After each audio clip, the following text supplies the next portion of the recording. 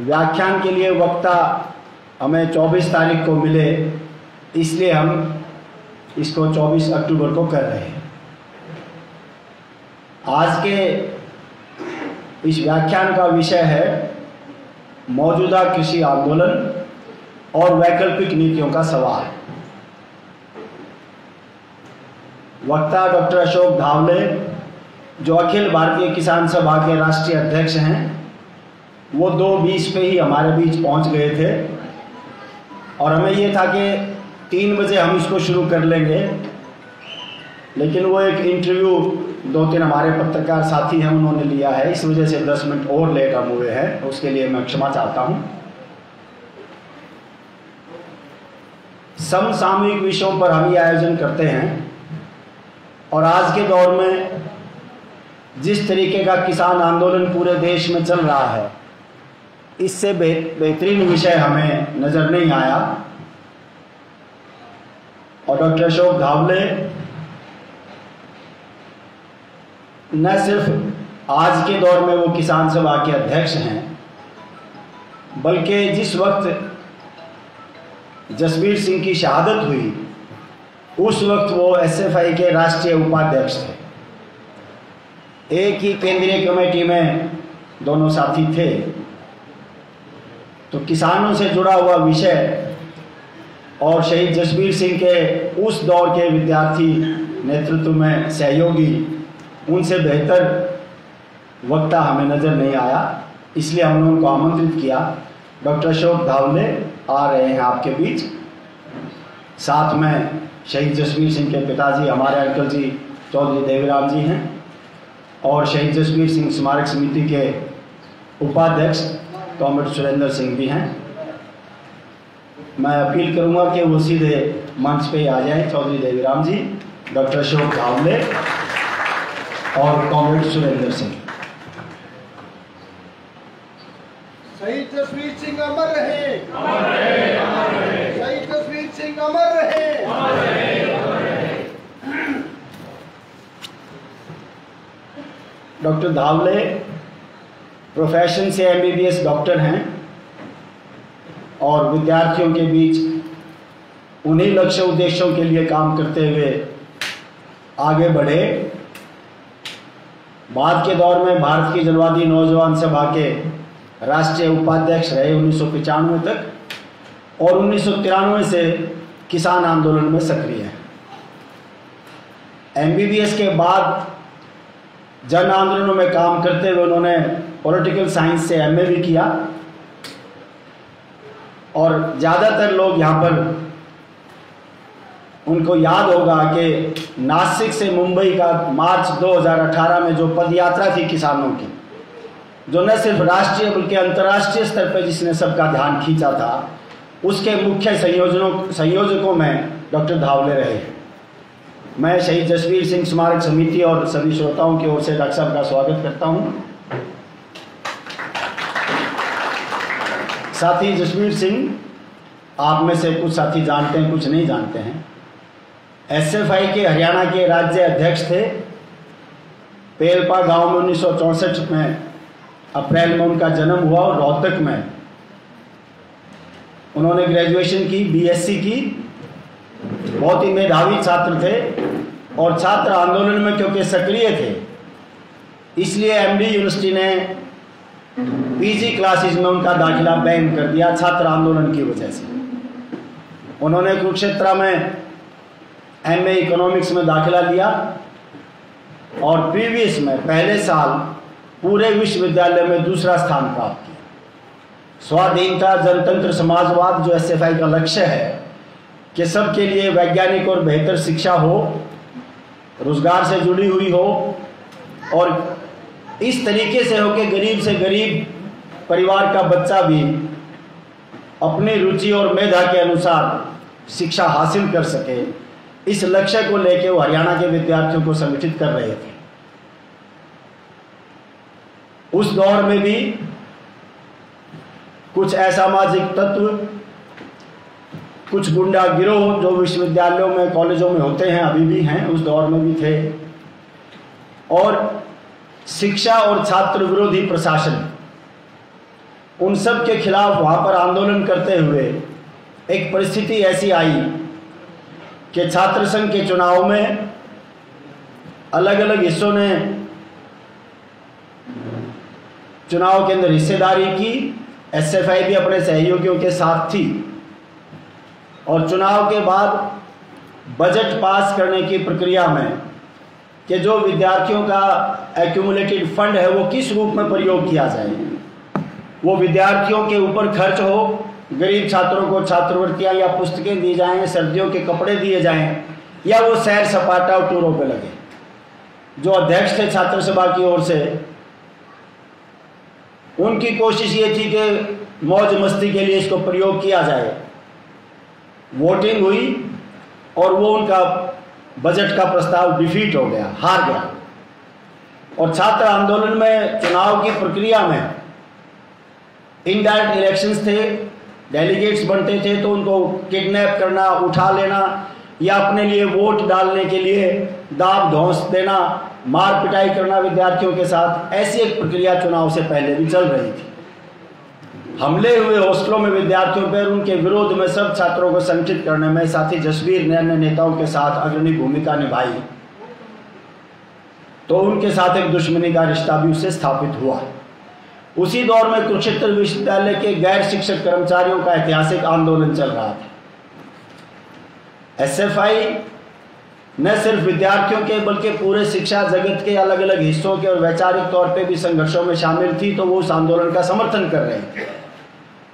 और सरकार और प्रशासन से शय प्राप्त वो लोग जिन्होंने विद्यार्थियों पर हमला किया था, वो उस आंदोलन को तोड़ने की साजिशें रचते थे। इस परिस्थिति में वो बजट परास्त होने के कारण से वो खार खाए हुए थे और उन्होंने दोपहर के वक्त 23 अक्टूबर को हॉस्टल में हमला किया, जब साथी जसवीर और एसएफआई के ही राज्य स्तरीय नेता डॉक्टर सुमेर सांगवान, जो उस वक्त वहाँ पे श्री कृष्ण आयुर्वेदिक कॉलेज के विद्यार्थी थे, ये दोनों चाय पी रहे थे हॉस्टल में, वहाँ आके उन्होंने हमला किया। साथी जसवीर की शहादत हुई और साथी सुमेर के लीवर में चक्कू लगा, जिनको पीजीआई चंडीगढ़ जाके बड़ी मुश्किल से बचा पाए।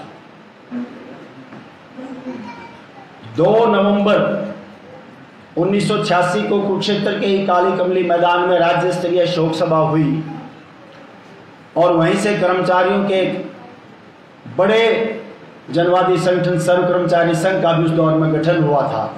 तब हमने ये लक्ष्य लिया था कि हम उनकी स्मृति में स्मारक समिति बनाएंगे और एक स्मारक का निर्माण किया जाएगा, जो रोहतक में हमने ये शहीद जसवीर स्मारक में, जिसमें हम सब आज शामिल हैं। 1987 से आज तक हम निरंतर हर वर्ष न्यूनतम एक सेमिनार उनकी शहादत के दिवस पर करते हैं, जिसमें आज सब आज शामिल हैं। आज ही का दिन हमारे लिए एक और कारण से भी दुखदाई है। हरियाणा के मजदूरों के नेता कॉमरेड प्रभात सिंह आज ही के दिन 2008 में एक सड़क दुर्घटना में रात के वक्त वो हमसे जुदा हो गए थे। हिसार के न्योड़ी गांव से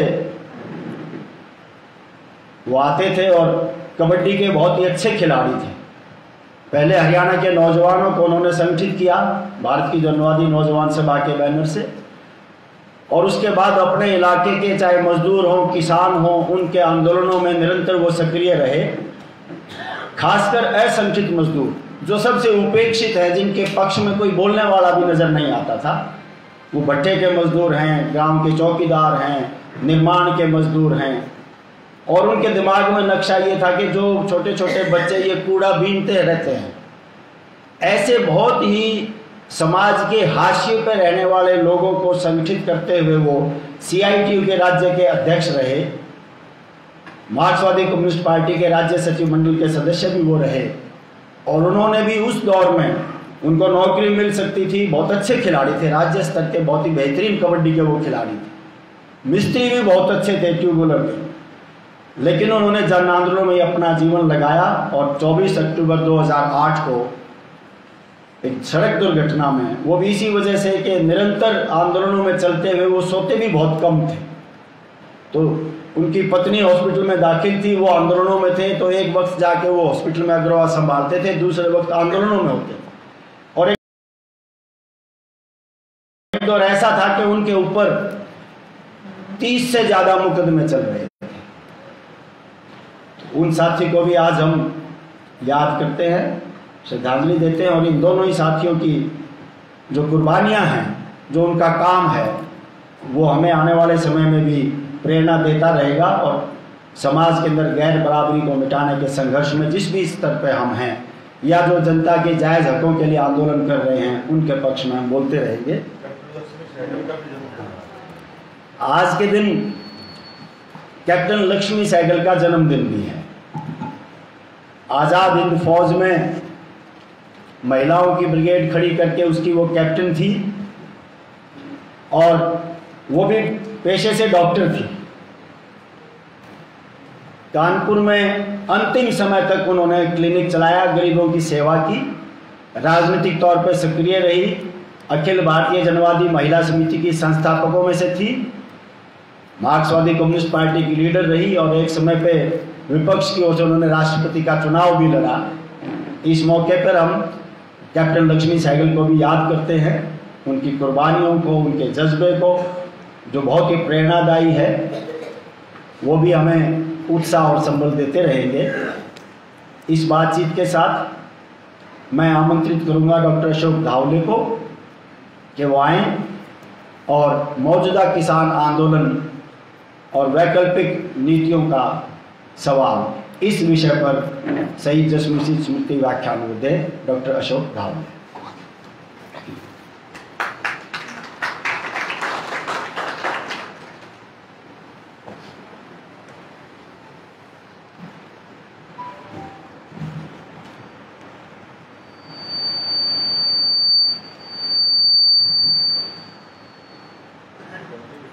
शहीद जसबीर सिंह जी के आदरणीय पिताजी कॉमरेड सुरेंद्र सिंह, कॉमरेड वीरेंद्र सिंह, जो दोनों ही मेरे साथ उस वक्त शहीद जसबीर जी के साथ एसएफआई में हम लोग सब साथ में काम कर रहे थे, और मेरे सभी साथियों, शहीद जसबीर जी का जब शहादत हुई 1986 में, वो मुझे आज भी याद है। हम लोग सब उस वक्त एसएफआई में थे, और ये जब खबर आई तब किसी भी पूरे देश भर में चौंकाने वाली खबर थी। और हमें आज भी याद है कि इस खबर आने के बाद महाराष्ट्र में, जिसके अंदर मैं काम कर रहा था एसएफआई में, पूरे महाराष्ट्र में हमने इसकी निंदा करने वाले प्रदर्शन एसएफआई की तरफ से पूरे महाराष्ट्र में किए, पूरे देश भर में प्रदर्शन हुए। और आज शहीद जसबीर जी के पिताजी, आज पहली बार मेरी उनसे साथ मुलाकात हुई। उनके शायद भतीजे भी यहाँ आए हैं, उनके साथ भी मेरी मुलाकात हुई, और उनके बाकी परिवार के लोग। मुझे लगता है कि इस प्रकार से कई हमारे साथी, हरियाणा के भी हो, पूरे देश भर के हो, पंजाब के हो, कई हमारे साथियों ने ये शहादत दी है और इस आंदोलन को आगे बढ़ाने का काम किया है। इनकी यादें हम कभी भी भूलेंगे नहीं, और उनके जो अधूरे सपने हैं, इन सपनों को आगे लेके जाने के लिए हम बाकी सब लोग पूरी तरीके से हम अपने अपने इससे प्रयास जरूर करेंगे। शहीद कॉमरेड जसबीर सिंह जी को आज उनके शहादत का 35वां साल है, यानी 1986 से लेकर आज 2021। तो उनको आप सभी की तरफ से मैं उनके स्मृति को लाल सलाम देना चाहता हूं, क्रांतिकारी अभिवादन करना चाहता हूं। वैसे ही वीरेंद्र जी ने बताया कि कॉमरेड प्रभात जी हमारे CITU के नेता, उनका भी आज ही 13 साल पहले उनका भी देहांत हुआ।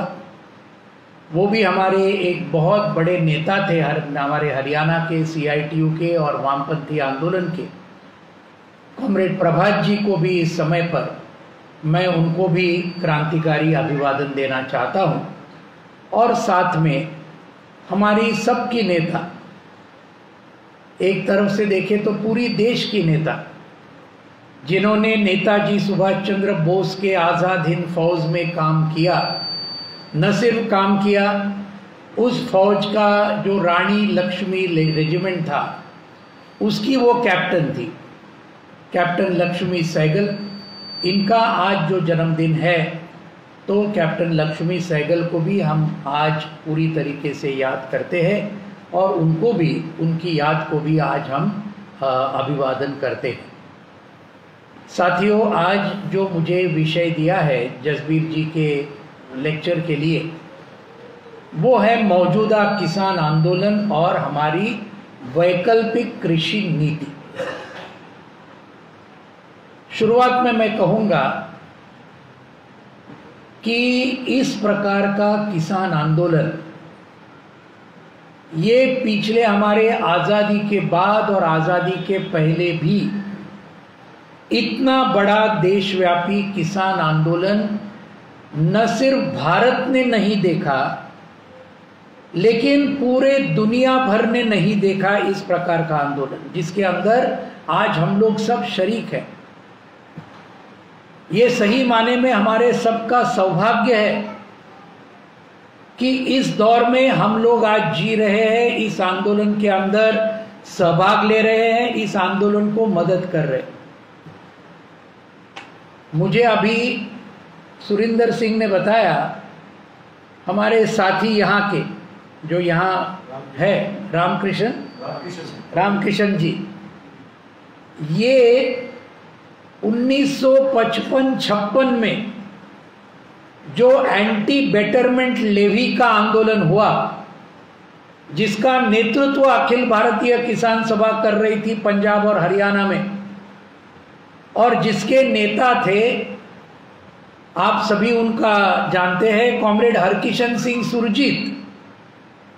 उस एंटी बेटरमेंट लेवी आंदोलन में हमारे रामकिशन जी न सिर्फ शरीक हुए, लेकिन उन्होंने जेल भी काटी थी उस आंदोलन में। मुझे बहुत अभिमान है कि हमारे रामकिशन जी साथी आज इस हमारे कार्यक्रम के लिए आए हैं। मैं उनको लाल सलाम करना चाहता हूँ। ये सब बड़े आंदोलन हुए हमारे देश में। तेभागा का हुआ, तेलंगाना का हुआ, पुन्नप्र वायलार का हुआ, जिसके 75 साल आज हम मना रहे हैं। ऐसे कई आंदोलन हुए, उनके अंदर कई शहीद हुए। एक तेलंगाना के आंदोलन में मैं आपको बताऊं, आपको याद होगा, एक सिर्फ तेलंगाना के आंदोलन में हमारे 4000 से ज्यादा किसान साथी शहीद हुए हैं, एक ही आंदोलन में, लाल झंडे के, किसान सभा के। इन सब आंदोलन को हम याद करते हैं, उनको पूरी तरीके से हम सलाम करते हैं। उस वक्त के हमारे, ये 75 साल पहले की बातें हैं ये सब। लेकिन आज जिस प्रकार का आंदोलन चल रहा है पूरे देश में,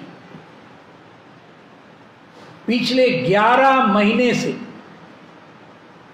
हमारे पंजाब के और हरियाणा के किसान बहुत बड़े पैमाने पर, और उसके साथ उत्तर प्रदेश, उत्तराखंड, राजस्थान, मध्य प्रदेश, इन सभी राज्यों के हजारों हजार किसान ये दिल्ली की सीमाओं पर 11 महीने रात और दिन बैठना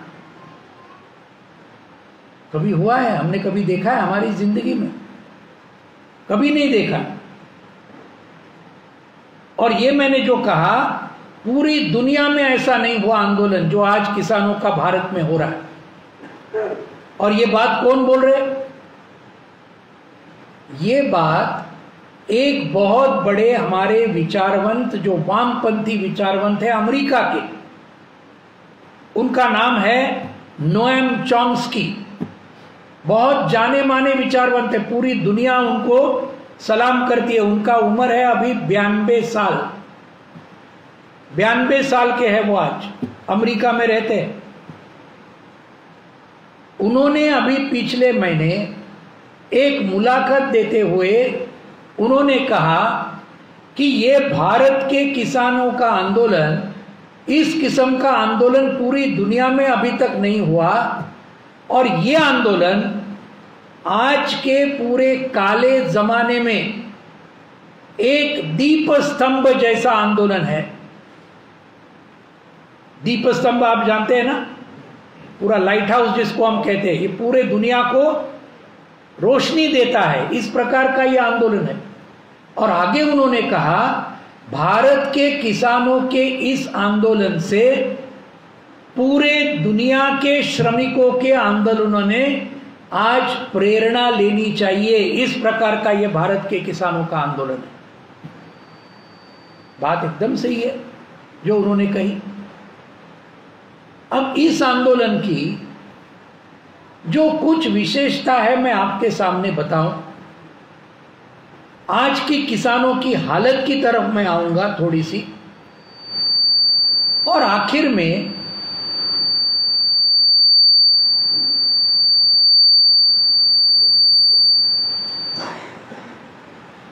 जो हमारा विकल्प है ये पूरी नीतियों के खिलाफ, इन विकल्पों की तरफ मैं आऊंगा। साथियों देखिए, ये आंदोलन के अंदर जो विशेषता है, पूरे आंदोलन को पूरा वर्णन करने के लिए उतना वक्त हमारे पास नहीं है, लेकिन एक एनालिटिकल जिसको हम कहते हैं ये हमने देखना चाहिए। पहली तो बात यह है, 500 से ज्यादा हमारे देश के किसान संगठन आज एक साथ में आए। संयुक्त किसान मोर्चा SKM उन्होंने बनाया, और लगातार पिछले 11 महीनों से यह आंदोलन दिल्ली की सीमाओं पर लगातार जारी है। कभी नहीं हुआ, इतने सारे किसान संगठन एक साथ कभी नहीं आए। इसके पहले अलग अलग आंदोलन हुए, कई 2-3 संगठन, 5 संगठन, 10 संगठन थे, लेकिन ऐसे 500 संगठन एक साथ आकर, एक साथ रहकर इस प्रकार का आंदोलन, लाखों का नेतृत्व करना लगातार 11 महीनों से, अगले महीने 26 नवंबर को 1 साल हो जाएगा, ये कभी नहीं हुआ। दूसरी विशेषता, पूरे हमारे मजदूर आंदोलन ने इस किसान आंदोलन को पूरी तरीके से उन्होंने समर्थन दिया है। एक्चुअली अगर हम देखें, 26 नवंबर 2020 को जिस दिन किसान आंदोलन शुरुआत हुई, उसी 26 नवंबर को पूरे भारत के ट्रेड यूनियनों ने, जिसके अंदर हमारी CITU आती है, दूसरे हमारे संगठन आते हैं, इन सभी ने मिलकर 26 नवंबर को अखिल भारतीय हड़ताल का कॉल उसी दिन के लिए दिया था, 26 नवंबर को। यानी इस आंदोलन की शुरुआत ही मजदूर किसान एकता से हुई है। यह हमें बहुत अभिमान की बात लगती है दोस्तों। एक तरफ करोड़ों हमारे मजदूर, इन्होंने हड़ताल किया, एक दिन का काम पर नहीं गए पूरे देश में, और दूसरे ओर हमारे लाखों किसान पंजाब और हरियाणा के, उत्तर प्रदेश के, ये दिल्ली की सीमाओं तक पूरा मोर्चा निकल कर आए। ये दूसरी विशेषता। तीसरी क्या है? जिस प्रकार के दमन का इस किसान आंदोलन ने सामना किया पिछले 11 महीनों में, इस प्रकार का दमन अभी तक इस देश में ये कभी नहीं देखा गया। लगातार का दमन। पिछले साल 26 नवंबर को आपके यहां के खट्टर सरकार ने क्या नहीं किया किसानों के खिलाफ। जो पंजाब के किसान हजारों यहां आ रहे थे, दिल्ली की ओर, और यहाँ हरियाणा के बॉर्डर पर क्या हुआ आप सब जानते हैं। आंसू गैस लगाई गई सभी किसानों के ऊपर, पूरे इसके अंदर पानी के फवारे मारे, वाटर कैनन बोलते हैं। इतना ही नहीं, पूरे हाईवे के ऊपर 10 फुट बाय 10 फुट के खड्डे उन्होंने वहां पर सरकार ने खोदे। क्यों? यानी हमारे किसानों की ट्रैक्टर और ट्रॉली आ नहीं पाए। ये सब दमन के रास्ते। बाकी तो गिरफ्तारी तो की ही, लाठी हमले तो किए ही, लेकिन इन सब के बावजूद और उसके बाद में जब दिल्ली की सीमा तक आए, तब ये अमित शाह के दिल्ली के पुलिस ने भी वही किया जो खट्टर के पुलिस ने यहां हरियाणा और पंजाब के बॉर्डर में किया। यहां तक रुका क्या? उसके बाद अभी की घटना देखिए। आपके हरियाणा के करनाल में हमारे सुशील काजल नाम के 48 साल के किसान कितनी बेरहमी के साथ पूरी तरीके से लाठी हमला उनके ऊपर किया, दूसरे कई किसानों के ऊपर किया। उस दिन उनकी बेचारे की मौत हो गई। वो भी शहीद हुए हमारे सुशील काजल करनाल के। और सबसे भयंकर घटना ये 3 अक्टूबर को लखीमपुर खीरी में हुई।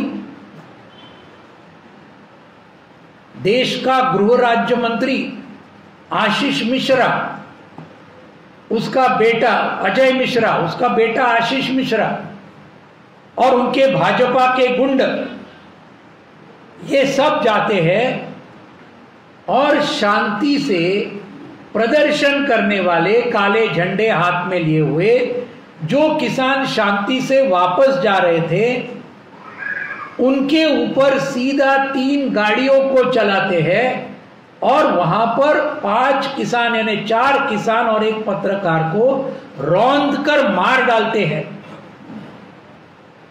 ये कभी नहीं हुआ हमारे देश में पिछले 75 साल के आजादी में। ब्रिटिश काल में हुआ था, लेकिन स्वतंत्र भारत में इस प्रकार की घटना कभी नहीं हुई। मैं आपको कहूं, अभी दशहरा का दिन कॉमरेड आनंदा, हमारे किसान सभा के जनरल सेक्रेटरी, हमारे जॉइंट सेक्रेटरी विजू कृष्णन, हमारे कोषाध्यक्ष कृष्ण प्रसाद, मैं खुद, हम लोग गए थे आपके हरियाणा के गुड़गांव में 15 अक्टूबर को दशहरा के दिन। किसके लिए गए थे? इसके अंदर ये जो हादसा हुआ लखीमपुर खीरी का, इसके अंदर जिनके ऊपर भी गाड़ी चलाई गई लेकिन वो बच गए, हमारे एसकेएम के बहुत बड़े नेता तजिंदर सिंह विर्क, वो 10 दिन आपके गुड़गांव के हॉस्पिटल में थे, बाल बाल बच गए। उनको मिलने के लिए आनंदा और हम लोग सब गए थे गुड़गांव में, और हमने देखा, उनको मिले हम, पूरे उनके सर का पूरा फटा हुआ था, हर शरीर के ऊपर इतनी जख्में थी कि आप पूछिए मत। उनको भी रौंद डाला, वो टारगेट थे एक्चुअली, लेकिन वो गाड़ी उनको लग गई, वो पीछे यहां डिच में पड़े खड्डे में, इसलिए जैसे वैसे वो बच गए। और उन्होंने हमको ये लखीमपुर खीरी में क्या हुआ उसका आंखों देखा हाल उन्होंने हमको बताया। तजिंदर सिंह विर्क, बहुत बड़े नेता, लड़ाकू नेता हमारे पूरे किसान आंदोलन। ये दमन के साथ आज इस आंदोलन ने पूरा टक्कर दिया है, ये ध्यान में रखना चाहिए। चौथी बात, ये बीजेपी आरएसएस ने इस आंदोलन की जितनी बदनामी की, ऐसे और किसी आंदोलन की बदनामी शायद नहीं हुई होगी। क्या बोले पहले? बोले ये सब खलिस्तानी है। पंजाब के आए ना पगड़ी वाले सब, तो बोले नहीं नहीं ये सब खलिस्तानी है। ये था बीजेपी आरएसएस का कहना, वो नहीं चला। फिर बोलने लगे ये सब माओवादी है, नक्सलवादी है, वो भी नहीं चला। फिर एक इनका केंद्रीय मंत्री बोलता है, आपने पढ़ा होगा अखबारों में, टीवी में भी सुना होगा, ये गोदी मीडिया ने तो बहुत चला है। क्या बोलता है वो? ये किसान आंदोलन को बोलते हैं, ये जो दिल्ली में चल रहा है, इसको पैसा कौन दे रहा है? तो इन्होंने खोज कर निकाला कि पाकिस्तान और चाइना इसको मदद कर रहा है, ये किसान आंदोलन।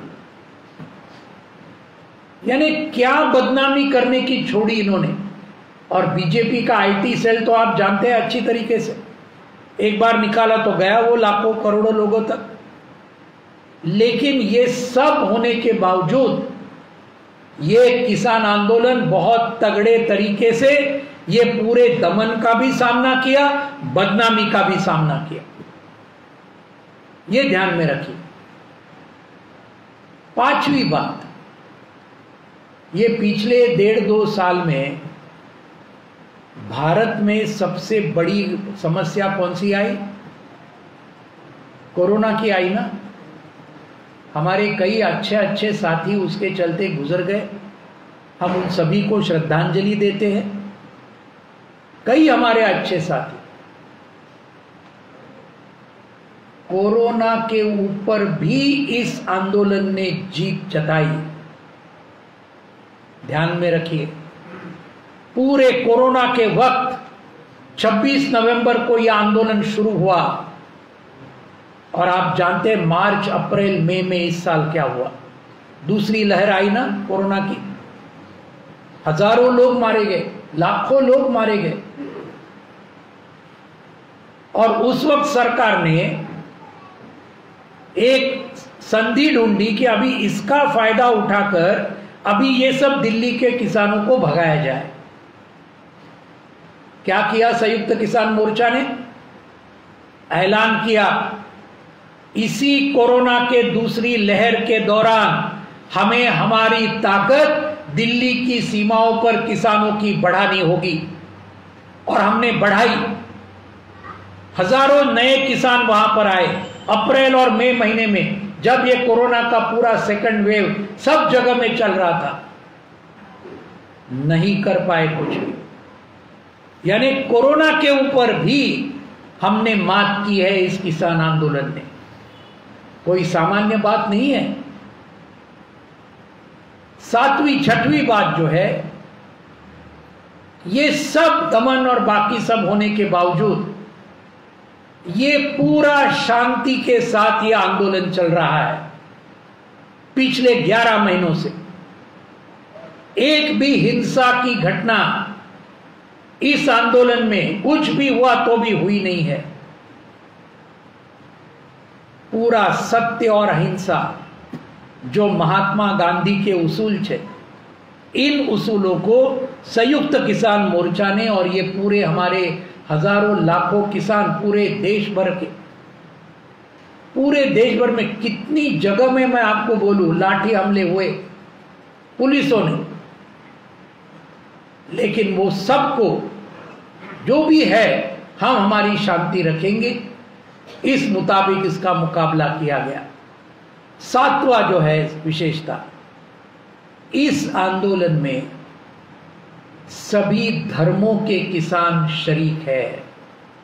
चाहे वो हिंदू हो, चाहे वो मुसलमान हो, चाहे वो सिख हो, चाहे वो बौद्ध हो, चाहे दूसरे किसी भी धर्म के हो। आप आकर देखिए टिकरी बॉर्डर पर, आप आकर देखिए सिंगू बॉर्डर पर, गाजीपुर बॉर्डर पर, शाहजहांपुर बॉर्डर पर, कहीं भी आप जाके देखिए, हर धर्म के किसान आपको मिलेंगे, हर जाति के किसान आपको मिलेंगे। ऐसा नहीं कि कोई एक ही जाति के किसान है, हर जाति के किसान आपके हरियाणा के, पंजाब के, उत्तर प्रदेश, सभी जगह के, हर भाषा बोलने वाले किसान एक साथ में है। और जैसे मैंने कहा, पूरे देश भर से कई किसान हजारों की तादाद में, कश्मीर से लेकर कन्याकुमारी तक और गुजरात से लेकर गुवाहाटी तक हर राज्य से किसान यहां दिल्ली की सीमाओं पर पिछले 11 महीने में लगातार आते रहे हैं। हमारे महाराष्ट्र से पिछले दिसंबर महीने में हम खुद आए थे। 1000 किसान नासिक से हमने शुरू किया, कार से आए थे हम लोग, टेम्पो ट्रक ये सब। 4 दिन का रास्ता काटकर हम यहां 10 दिन शाहजहांपुर बॉर्डर में रहे। हमारे बाद केरल के किसान आए, वो तो 3000 किलोमीटर दूर है केरल, हमारा तो 1500 किलोमीटर है मुंबई और नासिक। 3000 किलोमीटर से हमारे केरल के किसान सभा के बस लेकर आए। उनको आने को 7 दिन लगे केरल से लेकर दिल्ली, लेकिन आए और 8-10 दिन वहां शाहजहांपुर पे रहे। कुछ दिन पहले तमिलनाडु के हमारे किसान सभा के किसान आए, हमारे C2 के मजदूर भी आए तमिलनाडु से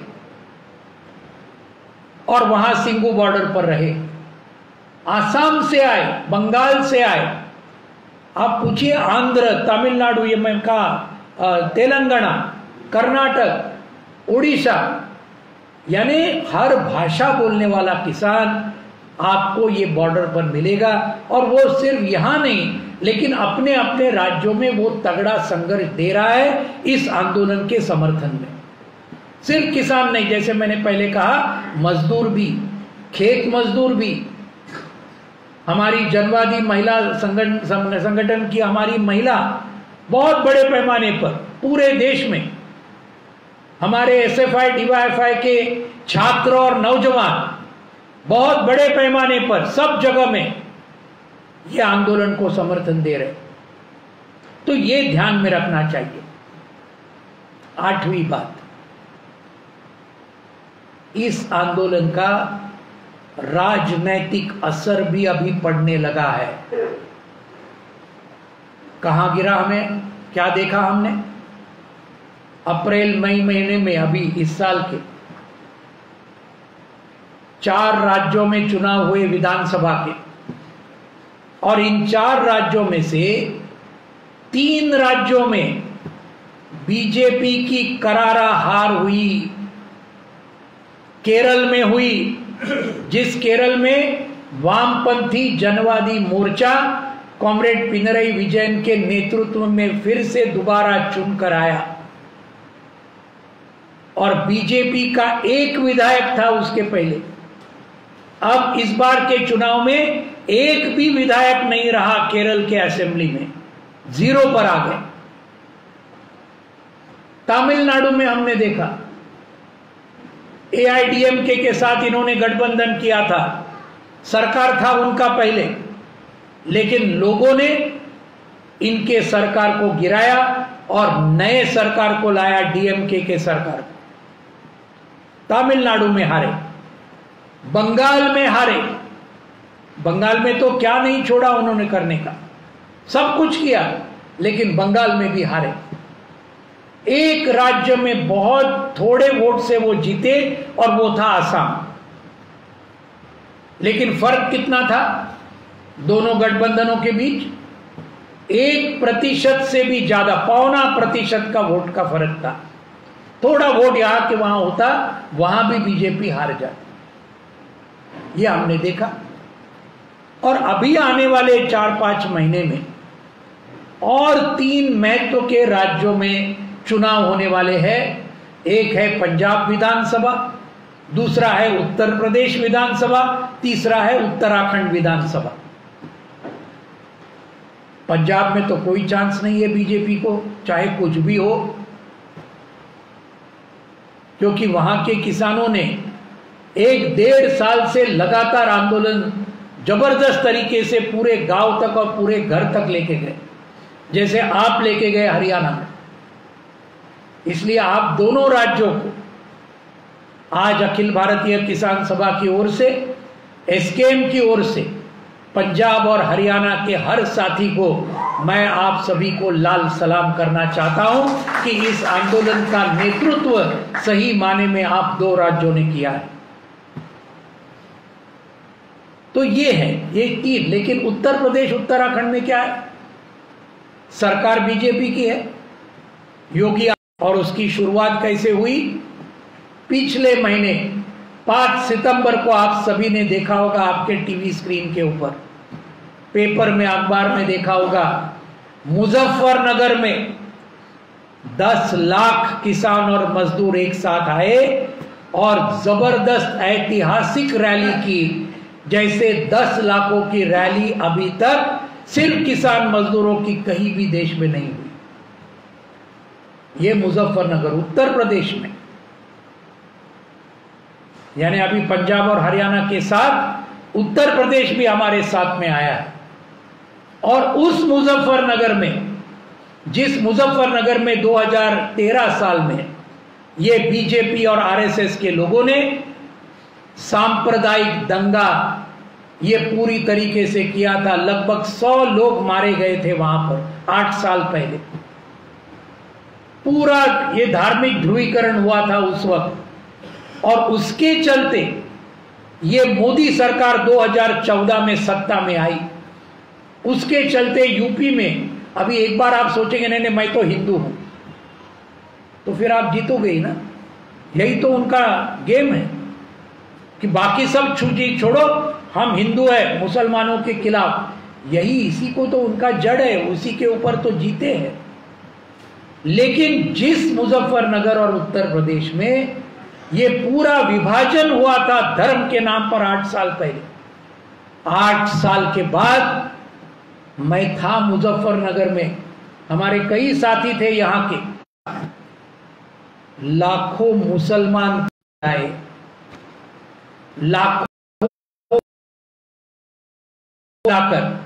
लाखों सिख किसान भी आए, लाखों दलित किसान भी आए, एक के साथ कंधा मिलाकर। और ये जो मुजफ्फरनगर दंगा फसाद का जो पूरा विरासत था उसको धो डाला, और वहां पर ये पूरा ऐलान किया बीजेपी के योगी आदित्यनाथ के सरकार को उड़ा देंगे। ये बात वहां मुजफ्फरनगर में कही।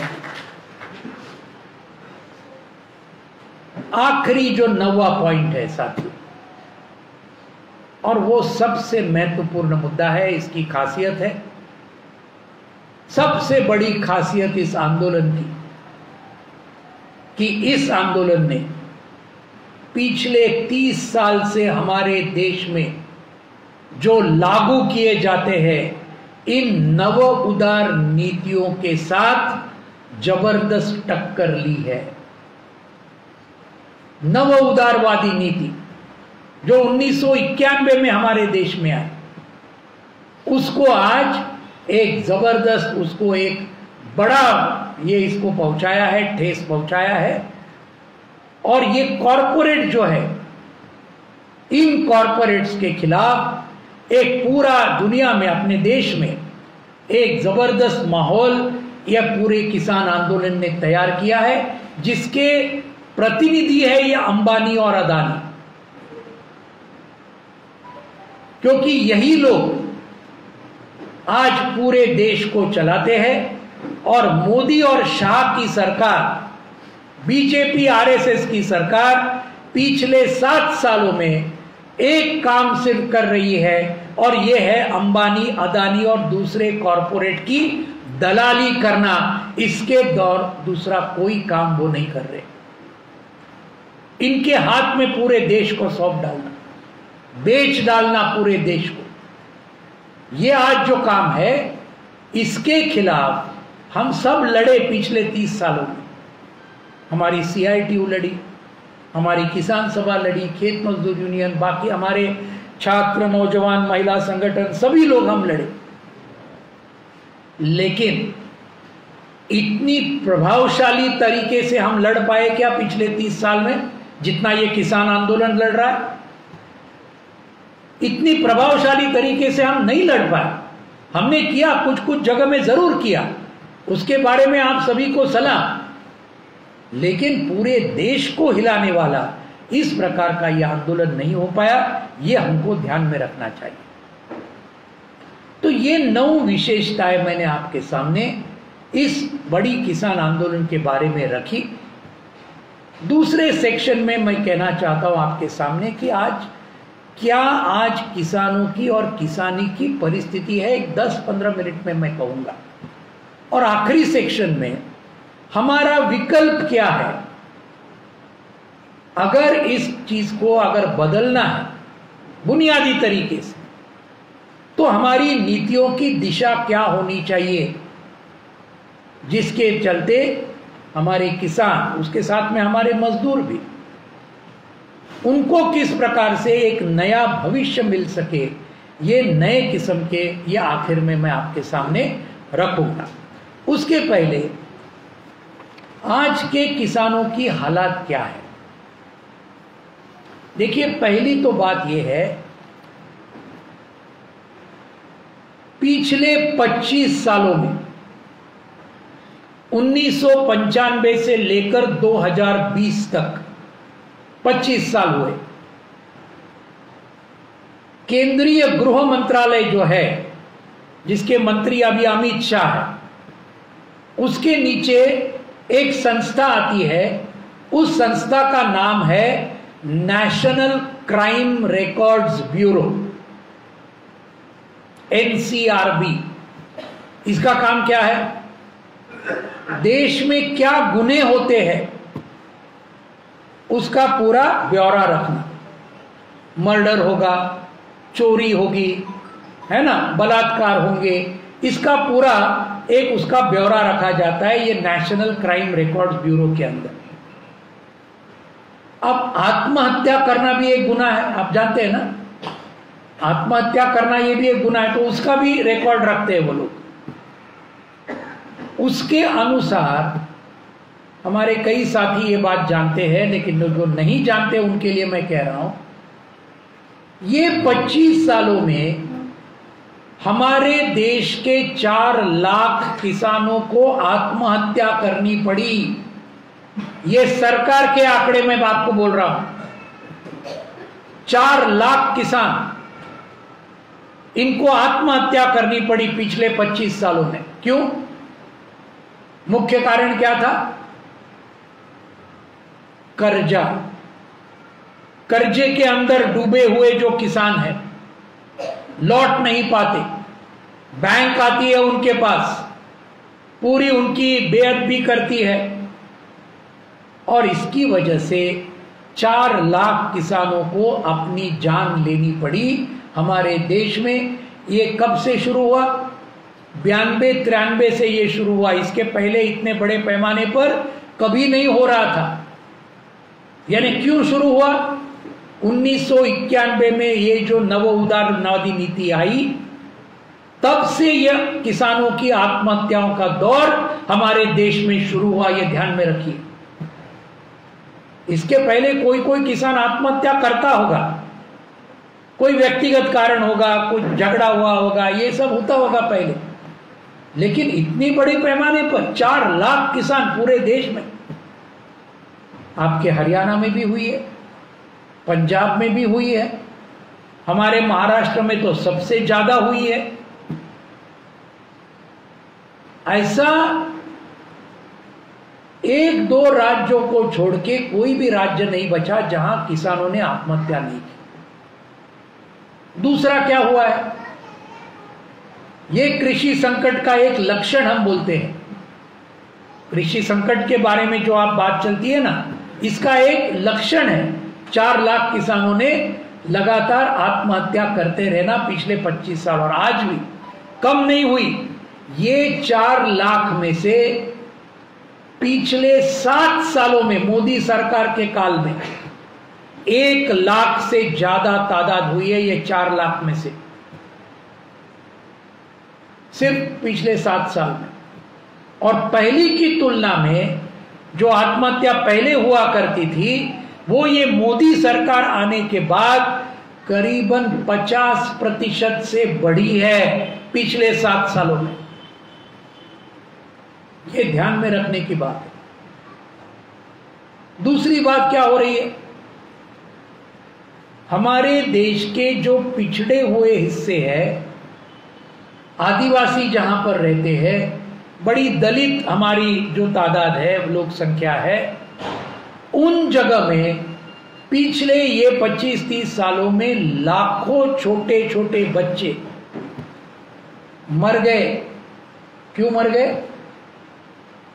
खाने को अनाज नहीं, भूखमरी की वजह से वो मर गए, लाखों की तादाद में।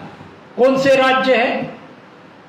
झारखंड, ओडिशा, मध्य प्रदेश, छत्तीसगढ़, महाराष्ट्र, यानी जो ट्राइबल बेल्ट है, आप जानते हैं ना, जो आदिवासियों का इलाका है, लाखों की तादाद में छोटे छोटे बच्चे मरते हैं।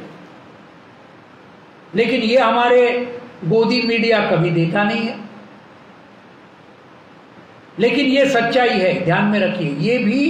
ये नव उदारवादी नीतियों के चलते ये दूसरा हादसा, किसानों की आत्महत्या एक तरफ और छोटे छोटे हमारे दलित और आदिवासी बच्चे, उनका मर जाना लाखों की तादाद में दूसरी तरफ, इन दोनों लक्षणों से आज हमारे देश का कृषि संकट क्या है ये हमें पता चलता है।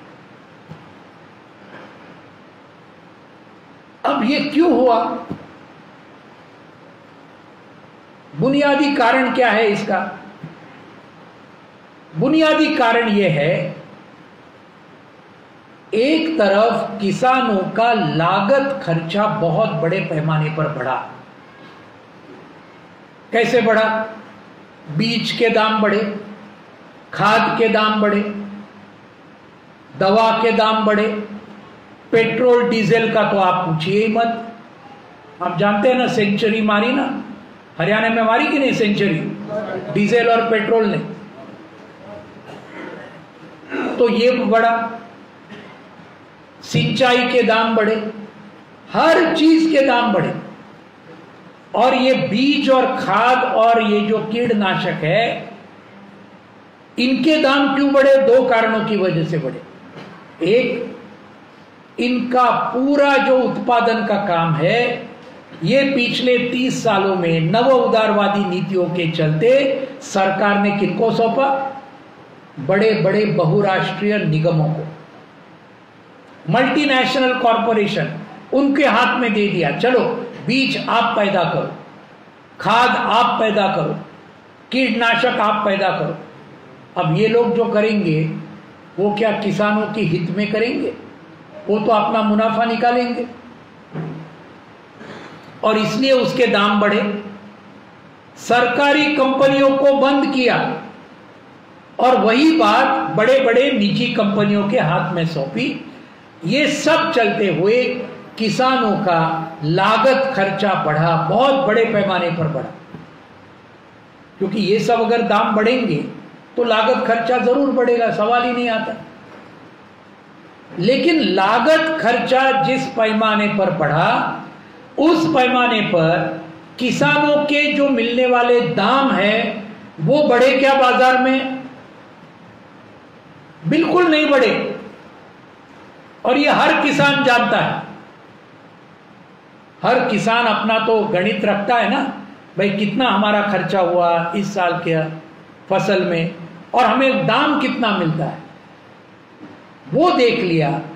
और वो दाम बिल्कुल उतने पैमाने पर बढ़ा नहीं, थोड़ा थोड़ा कुछ बढ़ा, वो भी कभी कभी गिर गया। ये सब बातें जो हुई, इसकी वजह से एक जिसको हम पूरे कर्जे का, डेट ट्रैप को क्या बोलेंगे? डेट ट्रैप, जाल, कर्जे का फंदा। क्योंकि लागत खर्चा बढ़ता है, खर्चा हमारा बढ़ता है, लेकिन आमदनी नहीं बढ़ती, तो क्या होगा? उसको ये करने के लिए कर्जा लेना पड़ेगा ना किसान को। फिर वो कर्जा लेना पड़ा और कर्जे के फंदे में आज करोड़ों किसान हमारे देश के फंस गए हैं। लेटेस्ट आंकड़ेवारी आपको बताऊं, अभी एक सर्वे हुआ, नेशनल सैंपल सर्वे हुआ पूरे देश का, भारत सरकार करती है वो। उसमें पाया गया 50% से ज्यादा किसान आज हमारे देश में कर्जे में डूबे हुए हैं। 50% से ज्यादा किसान। और उनका जो एवरेज ये है, कितना है उनका कर्जा, तो उसमें उनका कर्जा है 74,121 रुपया औसत यानी एवरेज। हर एक किसान का कितना कर्जा है? 74,121 रुपया। ये सरकार के आंकड़े हैं 2019 के, यानी 2 साल पहले। अब उसके बाद तो कोरोना हुआ और ज्यादा बर्बादी हुई और ज्यादा तबाही हुई। अभी ये 74,000 जो बोल रहे हैं वो 1 लाख के ऊपर कब का गया होगा पिछले 2 साल में। लेकिन ये ध्यान में रखिए, इतनी बड़ी कर्जे में अगर किसानी डूब जाएगी तो कैसे होगा? 2 ही कारण हो सकते हैं, एक तो आत्महत्या करो, दूसरा क्या हुआ?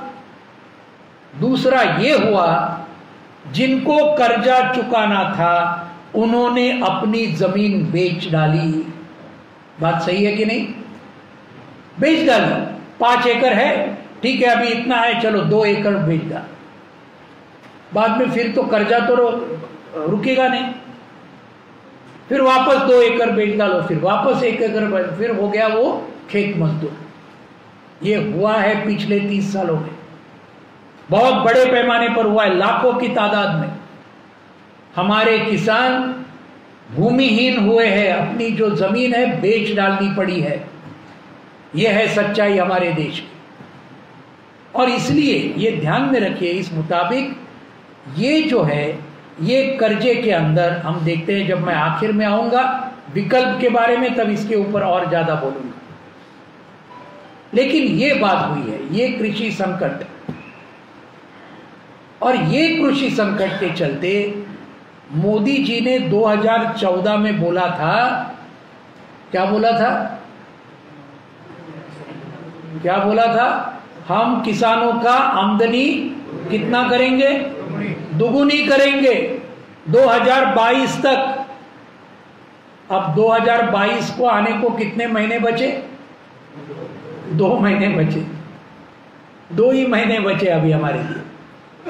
अभी 2 महीने में क्या चमत्कार होने वाला है जरा हम राह देख के देखें। लेकिन 2019 का सर्वे जो मैंने अभी आपको बताया कि जिसके चलते 50% किसान कर्जे में डूबे हैं, 74,000 उनका औसर ये जो है कर्जा, वो सर्वे 2019 का क्या बोलता है? उसके आंकड़े में आपको देता हूं।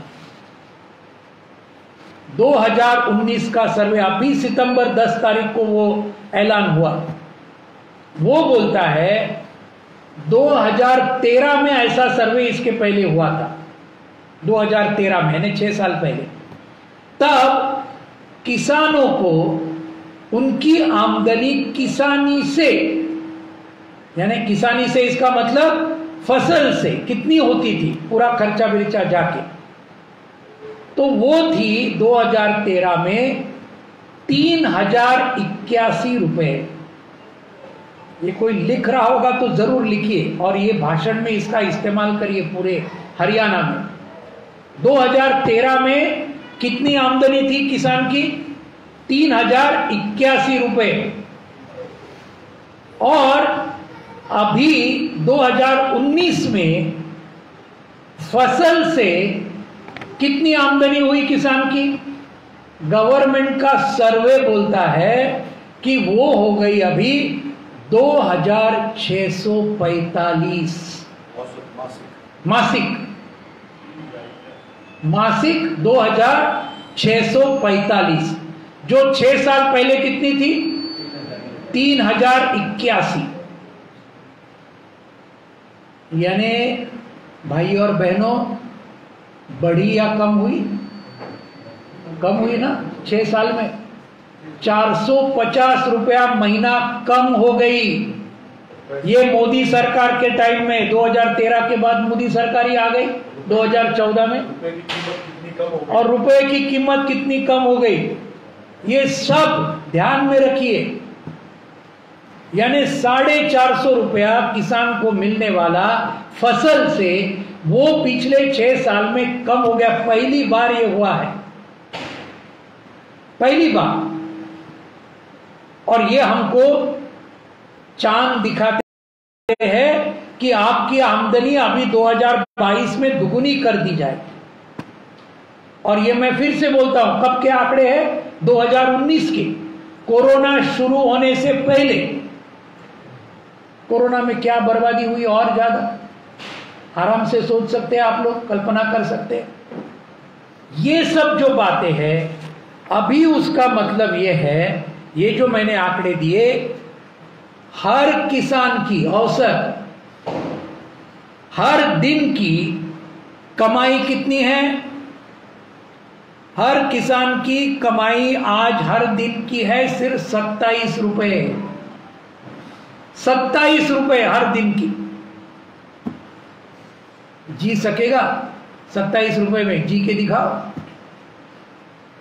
और ज्यादा कर्जा में डूबेगा।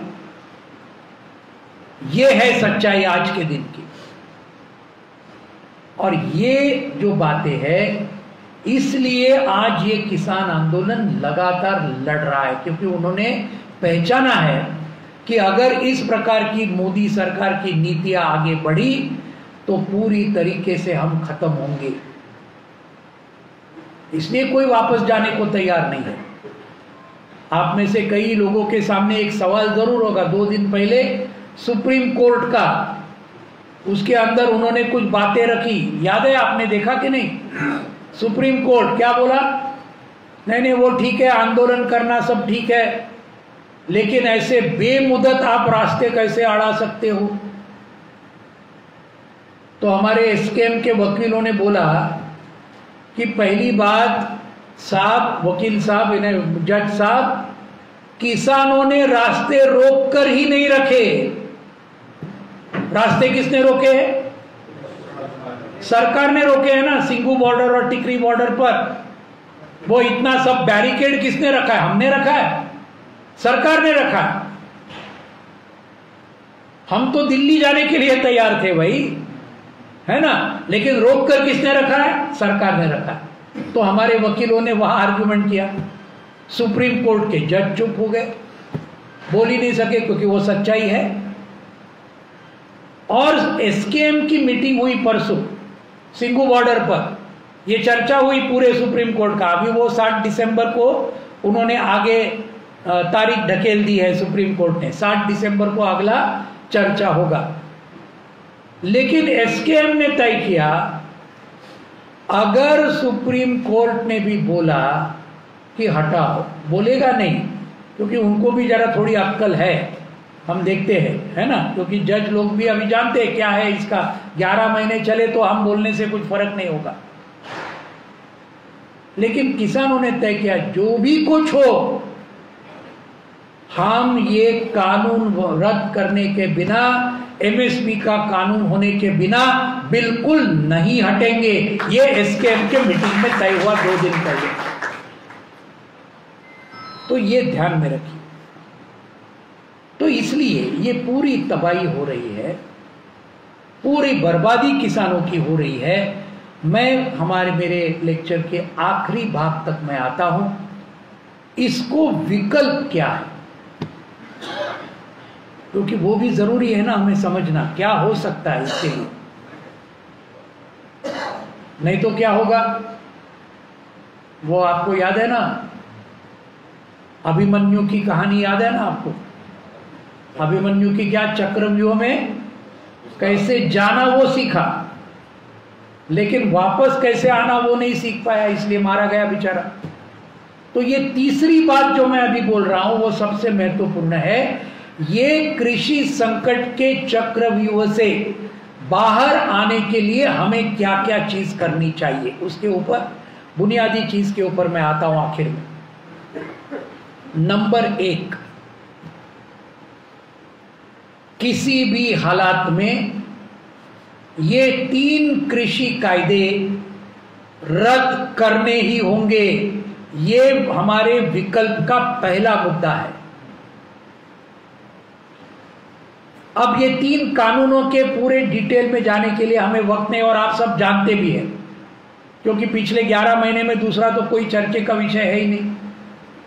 लेकिन एक वाक्य में मैं कहूंगा कि इन कानूनों का असर क्या होगा आखिर में।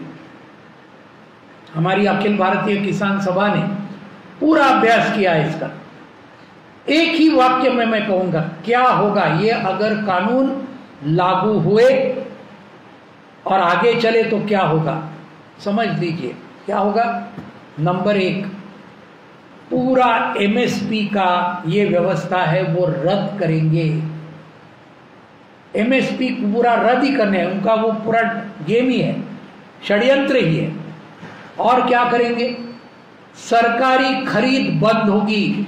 आज जो हरियाणा और पंजाब में धान और गेहूं की सरकारी खरीद कुछ हद तक होती है, बाकी तो कोई फसल की होती ही नहीं है, ये भी वो बंद करना चाहते हैं। और कहां देना चाहते हैं, अंबानी और अदानी के हाथों में और कॉरपोरेट के हाथों में। पूरी सरकारी खरीद खत्म, और सरकारी खरीद खत्म हुई इसका मतलब एमएसपी खत्म हुआ। सीधी बात है ना। एमएसपी क्यों है, क्योंकि केंद्र सरकार खरीद करती है, इसलिए एमएसपी मिलता है हमारे किसानों को।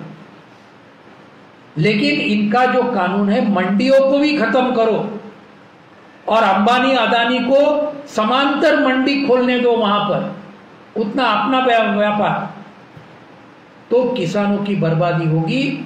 अब आप सोचिए, अगर सरकारी खरीद खत्म हो गई तो जो बड़े बड़े सरकारी गोदाम है जिसके अंदर आज धान, हमारा गेहूं लाखों टन आज पड़ा है, 10 लाख टन या और कुछ ज्यादा, अगर किसानों की सरकारी खरीद बंद हुई तो ये गोदामों में धान और अपना गेहूं बचेगा क्या? नहीं बचेगा। और उस गोदामों से वो गेहूं और धान कहां जाता है? राशन व्यवस्था में जाता है ना। राशन व्यवस्था में हमारे जनता को जाता है। अगर वो गोदाम खाली हो गए, उसका मतलब आप समझो कि पूरी राशन व्यवस्था खत्म होगी हमारे देश में। और वही ये मोदी सरकार का सही मकसद है, किसानों को भी डुबाओ, जनता को भी डुबाओ, और किसको मालामाल करो? कॉरपोरेट लोगों को मालामाल करो। सीधी यह पूरा ये गणित है इनका, और कुछ नहीं। वो जो अत्यावश्यक वस्तु कानून, उसके अंदर जो संशोधन किए, उसका भी ये मतलब है कि आप चाहे उतना जमाखोरी करो, चाहे जितना काला बाजार करो, आपको पूरी छूट है। और उससे आज हर चीज के दाम अपने बाजार में जबरदस्त बढ़ेंगे। पूरी हमारी मध्यम वर्गीय जनता भी उससे लूटी जाएगी। किसान, खेत मजदूर, हमारे मजदूर, इनकी तो पूरी बर्बादी होगी, लेकिन मध्यम वर्गीय जनता भी है, उसके ऊपर भी आज ये हमला होगा। और कितने लोग राशन लेते हैं हमारे देश में? 81 करोड़ लोग आज राशन का लाभ लेते हैं। उन सब के लिए राशन बंद होगा। उनको कहां से खरीद करना पड़ेगा? खुले बाजार से। समझ गए ना क्या होगा ये कानूनों की वजह से। इसलिए किसान आंदोलन लगातार ये बोल रहा है कि ये कृषि कानून सिर्फ किसानों के खिलाफ नहीं है भाई, ये समझ लेने का प्रयास करो। ये पूरे देश की जनता के खिलाफ है। और आज जो लड़ाई वहां लड़ रही है हमारे बहादुर किसान, वो न सिर्फ हमारे लिए लड़ रहे हैं, पूरे देश की लड़ाई, मजदूरों की भी लड़ाई, बाकी गरीब जनता की लड़ाई, वहां के हमारे लाखों किसान पूरे देश की लड़ाई लड़ रहे हैं। ये समझ लेने की जरूरत है। और ये लोगों तक, हमारे मोहल्ले में, हमारे गांवों में, पूरे हरियाणा के अंदर ये बात हमको समझा देने की बहुत सख्त जरूरत है। तो लोग जुड़ेंगे, तो लोग पता चलेगा कि हाँ भाई ये बात सही है। तो इसलिए विकल्प में पहली बात है कि ये 3 कृषि कानून जो सिर्फ कॉरपोरेट को मदद करेंगे, पूरी जनता को बेहाल करेंगे, इनको रद्द करना चाहिए। उसके अंदर कॉम्प्रोमाइज नहीं हो सकेगा। दूसरी बात, इस किसान आंदोलन की दूसरी बहुत ही बुनियादी मांग है, वो पूरी करनी ही होगी। और वो किसने बोला? पहले 2006 में राष्ट्रीय किसान आयोग बनाया था मनमोहन सिंह जी के सरकार ने। 2004 में बनाया, 1.5-2 साल उन्होंने पूरे देश भर में जाके पूरा अध्ययन किया और 2006 में राष्ट्रीय किसान आयोग का रिपोर्ट उन्होंने पार्लियामेंट के सामने पेश किया। 5 रिपोर्ट पेश किया अलग अलग। उसके अध्यक्ष कौन थे? Doctor MS Swaminathan. ये नाम ध्यान में रखिए, बहुत बड़ा नाम है। और उन्होंने इतना अच्छा रिपोर्ट बनाया, सही माने में, किसानों के पक्ष में, खेत मजदूरों के भी पक्ष में, जो ग्रामीण मजदूर है उसको भी मदद कारक, इस प्रकार का उन्होंने पूरा रिपोर्ट वो उन्होंने पेश किया। उस रिपोर्ट में उन्होंने पहली सिफारिश ये की कि अगर आपको कृषि संकट को आपको हटाना है, अगर आपको ये पूरे किसानों की आत्महत्या और उनका ये जो पूरा जमीन बेचने का ये सब जो मामला चल रहा है, ये सब आपको अगर रोकना है, उन्होंने सीधी सादी एक सिफारिश की थी और वो बहुत महत्वपूर्ण थी।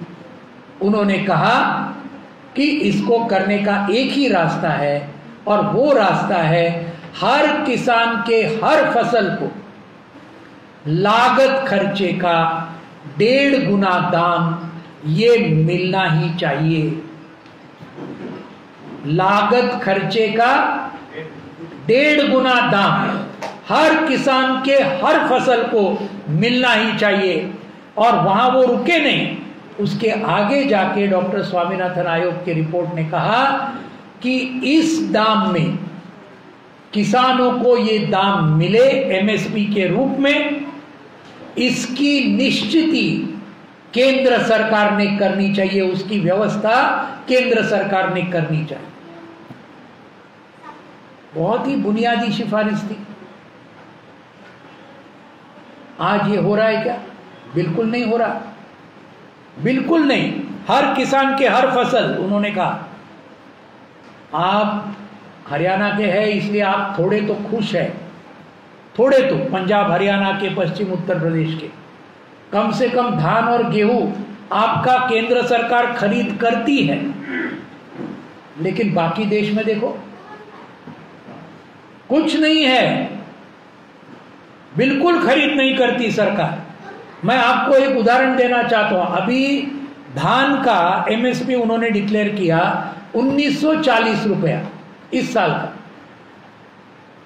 वो आपको मिलेगा हरियाणा पंजाब के किसानों को। अच्छी बात है, हम खुश हैं, कम से कम उतना भी मिलेगा। वो पूरा नहीं है, स्वामीनाथन बोले वैसा नहीं है, लेकिन बाकी देश में कितना मिलेगा किसानों को? 1200 क्विंटल का भी नहीं मिलेगा। और बिहार में जहां ये मंडी पद्धति नीतीश कुमार के सरकार ने 2006 साल में बर्खास्त कर दी, वहां मैं गया था पटना में रैली में कुछ महीने पहले और वहां के किसानों को पूछा, धान के किसान, भाई कितना मिलता है तुझे? वो बोलता है 800 रुपया मिलता है मुझे, 800 रुपया हर क्विंटल के पीछे। कितना मिलना चाहिए? 1940, लेकिन मिलता है 800 रुपया। तो वो कर्जे में नहीं डूबेगा तो क्या होगा? जमीन बेचेगा नहीं तो क्या होगा? बात समझ आई ना आपको? पूरे देश भर में यह बात है। इसलिए विकल्प का दूसरा हिस्सा यह है, जो किसान आंदोलन मांग कर रहा है, लागत खर्चे के 1.5 गुने दाम के अनुसार MSP हर फसल को डिक्लेयर होना चाहिए।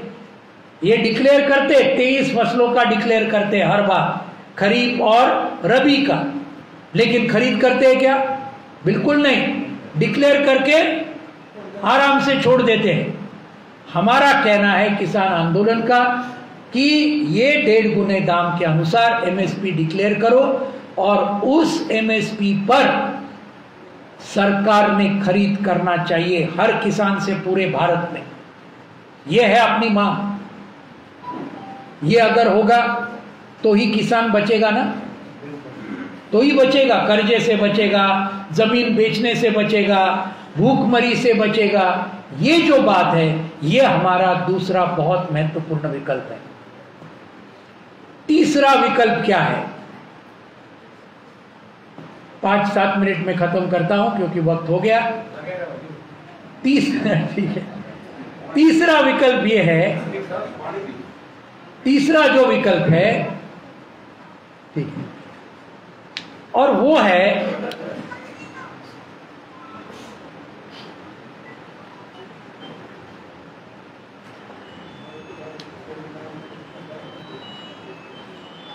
सभी किसान और सभी खेत मजदूरों के ऊपर जो कर्जा है, जो कर्जे का बोझा है, चाहे वो बैंक का होगा या तो ये सूदखोर, ये जो मनी लेंडर बोलते हैं उनका होगा, ये सब खत्म करना चाहिए। कर्जा मुक्ति होना चाहिए सभी की, किसान और खेत मजदूरों की। ये मांग है हमारी किसान आंदोलन की, क्योंकि ये एक बार जब तक नहीं होगा तब तक वो बच पाएगा क्या? नहीं बचेगा। अभी मैंने कहा 74,000 रुपया हर किसान के ऊपर अवसर कर्जा है। सरकार बोलती है नहीं करेंगे, कुछ राज्य सरकारों को करना पड़ा। अभी जिसका वीरेंद्र जी ने जिक्र किया, हमारा जो किसान लॉन्ग मार्च हुआ ना नासिक से मुंबई 2018 में, 50,000 किसान चले 7 दिन और रात। उसके पहले एक बड़ा हड़ताल हुआ किसानों का महाराष्ट्र में, 11 दिन का हड़ताल हुआ। किसानों ने क्या हड़ताल, इसका मतलब क्या? मजदूरों का हड़ताल हम जानते हैं, है ना, डॉक्टरों का जानते हैं, छात्रों का जानते हैं, कर्मचारियों का जानते हैं, लेकिन किसान हड़ताल कभी सुना है? वो किया हमने महाराष्ट्र में 11 दिन 2017 में। क्या उसका मतलब था? किसान अपना माल बेचने के लिए शहरों में नहीं लाएगा, अपना दूध नहीं लाएगा, अपना सब्जी नहीं लाएगा, फल नहीं लाएगा। और 11 दिन महाराष्ट्र में हमारी किसान सभा, बाकी सब संगठनों को भी हमने साथ में लिया था, उन सब ने किसान हड़ताल 11 दिन किया। मुंबई में दूध नहीं आता था, नासिक में, पूना में दूध नहीं आता था, बड़े बड़े शहरों में, और सब्जी नहीं, फल नहीं, बोम्बा बोम्ब हो गया। अरे अभी क्या करेंगे बोले। उस वक्त बीजेपी की सरकार थी महाराष्ट्र में, ये फडणवीस था। क्या करना पड़ा? 11 दिन के बाद हमारे साथ चर्चा करनी पड़ी और हमारी मांग थी एक कर्जा माफी। कितने का कर्जा माफ करना पड़ा सरकार को? पहले करने को तैयार ही नहीं थे, बोले कौन सा कर्जा, क्या कर्जा, हम जानते नहीं है, एक भी नया पैसा माफ करने के लिए हमारे पास पैसा नहीं है, ये बीजेपी की सरकार बोल रही थी। लेकिन 11 दिन ये किया और उसके बाद में ये लॉन्ग मार्च निकाला वो किसान सभा ने। ये सब के बाद में क्या करना पड़ा? 32,000 करोड़ रुपए का कर्जा किसानों का महाराष्ट्र में माफ करना पड़ा उनको। 32,000 करोड़ रुपए का कर्जा माफ करना पड़ा। यानी अगर संघर्ष होता है तो जीत हो सकती है, समझ गया ना? अगर संघर्ष होता है जीत होती है, ये ध्यान में रखना चाहिए। तो ये है, राजस्थान में हमारे किसान सभा ने बड़े पैमाने पर वहां पर जंग लड़ा, वहां पर भी कर्जा माफी हुई राजस्थान में, वो हमारे किसान सभा ने की। वहां पर अलग अलग जगह में अलग अलग ऐसे अनुभव है। ध्यान में रखिए, ये कर्जा माफी केंद्र सरकार ने सही माने में करनी चाहिए। 2008 में एक बार मनमोहन सिंह सरकार ने की थी, याद होगा आपको, 2008 साल में कुछ हद तक की थी, पूरी नहीं की थी, थोड़ी थोड़ी की थी। लेकिन मोदी सरकार ने 7 साल में की है क्या? एक नया पैसा भी कर्जा किसानों का माफ नहीं किया। लेकिन इन्हीं 7 सालों में कुछ है मध्यम वर्गीय लोग, बुद्धिजीवी, अरे किसानों का इतना कर्जा कैसा माफ करेगी सरकार, बोलते अखबारों में लिखते हैं ना, कैसा माफ करेगी, अरे पूरा दिवालियापन हो जाएगा, पूरा देश खत्म हो जाएगा, ये सब बोलते हमारे खिलाफ के लोग। भाई पिछले 7 सालों में इसी मोदी सरकार ने बड़े बड़े ये कॉरपोरेट जो है इनके लाखों करोड़ रुपए के कर्जे माफ किए हैं, लाखों करोड़ रुपए के। आज तक वो आंकड़ा शायद 10 लाख करोड़ रुपए तक गया होगा, सिर्फ कर्जा माफी का। और उसके अलावा कर माफी, टैक्स बोलते हैं ना, कर की माफी, वो और लाखों करोड़ रुपए। ये कुछ मुट्ठी भर लोगों को खुश करने के लिए आप तैयार हो, और किसान जो इसके अंदर मर रहा है, आत्महत्या करता है, उसका कर्जा आप माफ करने के लिए तैयार नहीं है। ये सवाल हमने हरियाणा में आगे के इसके अंदर उठाना चाहिए, और हर राज्य में भी हो सकता है, ध्यान में रखिए। केंद्र करेगा तब करेगा, लेकिन जैसे महाराष्ट्र में हमने करवा के दिया, राजस्थान में किया, वैसे हरियाणा में नहीं हो सकता है क्या? हो सकता है। उसके लिए बड़ा आंदोलन हमारे किसान सभा ने अगवानी करके वो भी उसको जोड़ना चाहिए, हम कर सकते। तो ये हुआ तीसरी बात। चौथी बात, ये कर्जे का मामला जो है ये बहुत ही गंभीर मामला हुआ है पिछले 30 सालों में, और खास तौर पे पिछले 7 सालों में। क्या हो रहा है? कर्जा अभी किसानों को नहीं मिल रहा। वो बोलते हैं देखो हमने इतना कर्जा दिया, बड़े बड़े आंकड़े दिखाते, लेकिन एक्चुअली कर्जा किसानों को नहीं मिल रहा है। वो किसानों के तरफ ऐसे उनका नाम लेके ये बड़े बड़े कॉरपोरेट को कर्जा दे रहे हैं, और बोलते ये है किसानी का कर्जा, एग्री बिजनेस, कृषि उद्योग जो बोलते, व्यापार। आपको एक ही मैं सुनाऊं उदाहरण, फिर आपको पता चलेगा। 1 साल पहले ये नाबार्ड नाम की संस्था है ना, नाबार्ड, आपने सुना होगा, नेशनल रूरल डेवलपमेंट बैंक, वो उसके आंकड़े आए, और उसमें ये आया कि महाराष्ट्र में किसानों को जितना पूरा कर्जा दिया था उसमें से 51% कर्जा, मैं क्या बोल रहा हूं जरा ध्यान से सुनो, जितना कर्जा पूरा महाराष्ट्र में दिया किसानों को, उनमें से 51% कर्जा मुंबई के किसानों को दिया गया। आप समझ गए जोक इसके अंदर? आप कभी मुंबई में आए हैं? कितने लोग आए? हाथ ऊपर करिए। हाँ, वो काफी लोग आए, काफी लोग आए। एक भी किसान आपने देखा क्या मुंबई में जो आए हो? एक ने भी नहीं देखा। लेकिन मुंबई के किसानों का उनको महाराष्ट्र के किसानों में से 51% कर्जा नाबार्ड बड़ी बैंक ने दिया। अब ये किसको दिया? अंबानी, अदानी, अमिताभ बच्चन को भी दिया, क्योंकि वो भी बोलता है मैं किसान हूं। याद है ना, वो बीच में आया था, अमिताभ बच्चन बोलता है मैं भी किसान हूं, किसान चैनल चालू किया था। तो ये सब, तो ये इसका मतलब, और बाकी किसान जो खास तौर पे जो छोटे किसान है, मंझले किसान है, उनको तो बैंक कर्जा देती ही नहीं, उनको तो आगे खड़ा ही नहीं करती। आपके वहां भी वही अनुभव होगा कुछ हद तक, है ना? बड़े किसानों को देते हैं बैंक वाले, लेकिन जो छोटा किसान है उसको नहीं देगी। फिर वो बेचारा कहां जाएगा? वो जाएगा ये सूदखोरों के पास, है ना, साहूकारों के पास। और साहूकार कितना लेता है ब्याज? 5 रुपया, एकदम बराबर।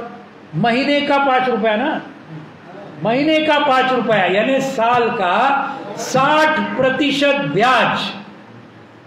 कुछ जगह में 10 रुपया लेते हैं सुरेंद्र जी, 10 रुपए भी लेते हैं ये साहूकार, यानी 120%। अब इतना अगर लिया तो कोई भी किसान ये कर्जा चुका पाएगा क्या? बोलो, बिल्कुल नहीं, इम्पॉसिबल है। और ये है और एक कारण, ये जो कर्जे का फंदा जो मैं बोल रहा था ना, ये है। तो अपना तीसरा विकल्प ये है कि सभी छोटे किसान, मंझले किसान, इन सभी को पर्याप्त कर्जा बैंकों ने देना चाहिए या कोऑपरेटिव सोसाइटी ने देना चाहिए, और बहुत कम ब्याज के दर में देना चाहिए। यह है हमारा तीसरा विकल्प जो हम कहते हैं। इससे किसानों को कुछ ना कुछ एक मिलेगा अपने हाथ में। चौथा विकल्प, आप सब जानते हैं, अभी आपके हरियाणा में भी बहुत बड़ा बरसात हुआ ना, अभी हुआ ना, फसल खराब हुई हरियाणा में, पंजाब में फसल खराब हुई, उत्तर प्रदेश में हुई, पूरे इसके अंदर अक्टूबर महीने में कभी बरसात नहीं पड़ता। हरियाणा की तो 70% खराब, 70% वो बोले देखो खराब हो गए। अभी ऐसे सूरत में मदद कैसी हो सकती है? फसल बीमा से ही मदद हो सकती है ना। फसल बीमा अगर ठीक तरीके से योजना होगी तो ही किसानों को मदद होगी। अगर बाढ़ आया, अगर ज्यादा बारिश आया, अगर अकाल आया, ऐसे अलग अलग चीज होते हैं हमेशा हमारे देश में, ऐसे सूरत में फसल बीमा योजना बिल्कुल सही होनी चाहिए और किसानों को ये निश्चिंत वो रहनी चाहिए कि भाई कुछ भी हो, लेकिन अगर हमारी फसल बर्बाद हुई तो ये फसल बीमा से हमें नुकसान भरपाई मिलेगी, मुआवजा मिलेगा। लेकिन ये मोदी ने क्या किया? प्रधानमंत्री फसल बीमा योजना, बड़ा नाम, शुरू किया 7 साल पहले, और क्या उसका नतीजा हुआ? सब किसान जानते हैं क्या नतीजा हुआ। ये पूरी योजना जो उन्होंने बताई, जो बनाई, उससे बीमा कंपनियों ने करोड़ों करोड़ों रुपए का मुनाफा कमाया और किसानों को कुछ भी हाथ में नहीं मिला। ये सच्चाई है पूरे देश भर की, पूरे देश भर की ये सच्चाई है। और ये कौन है? रिलायंस है, अदानी है, ये सब बीमा कंपनियों में बड़े बड़े दूसरे भी कंपनियां हैं। यानी उसके अंदर आप जानते हैं ना, सब किसान थोड़ा भरता है, राज्य सरकार भरती है ज्यादा, और केंद्र सरकार भी पैसा भरती है उसके अंदर प्रीमियम का। प्रीमियम ये तीनों सोर्स से मिलता है, थोड़ा किसान देता है, राज्य और केंद्र सरकार ज्यादा भरती है, लेकिन उसका मुनाफा कौन कमाता है? कंपनी, बीमा कंपनी। किसान को कुछ भी नहीं मिलता, नुकसान हुआ तो भी नहीं मिलता। तो ये जो बात है, चौथा हमारा विकल्प है कि इसके अंदर पूरी बुनियादी बदल करना चाहिए और जो फसल बीमा योजना नए सिरे से बनाकर जिससे किसान को फायदा मिले, न कि बीमा कंपनियों को, इस किस्म की बीमा योजना बनानी चाहिए। और उसके अंदर एक चीज हमने किसान सभा ने रखी है, उसके अंदर यूनिट कौन सा बनाना चाहिए? एक गांव को यूनिट बनाना चाहिए, बराबर है कि नहीं? आज क्या यूनिट बनाते? एक 8-10 गांवों का एक ये करते, एरिया बनाते। हाँ, अभी 8-10 गांव एक साथ हुए, कई जगह में बहुत बड़ा नुकसान होता है, कई भी जगह होता नहीं है, तो लोगों को मिलता नहीं है। हम बोलते हैं हर गांव को उसके अंदर यूनिट बना के, वो गांव में नुकसान हुआ दे दो उनको, सीधी बात है। तो इस मुताबिक इसके अंदर फर्क करना चाहिए। ये हमारा चौथा महत्वपूर्ण विकल्प है।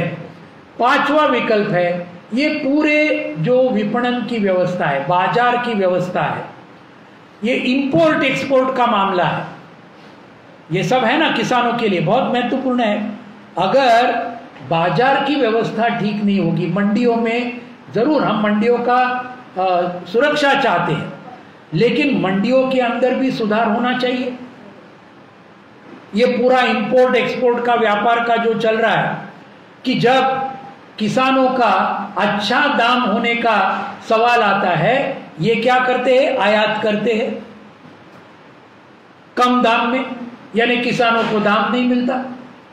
जब अच्छा ये है तो वो एक्सपोर्ट बंद करते हैं। ये सब जो है, ये पूरा व्यापार की व्यवस्था जो है उसके अंदर बुनियादी फर्क सरकार ने बनाना चाहिए। ये पांचवा बहुत ही महत्वपूर्ण हमारा ये सवाल है।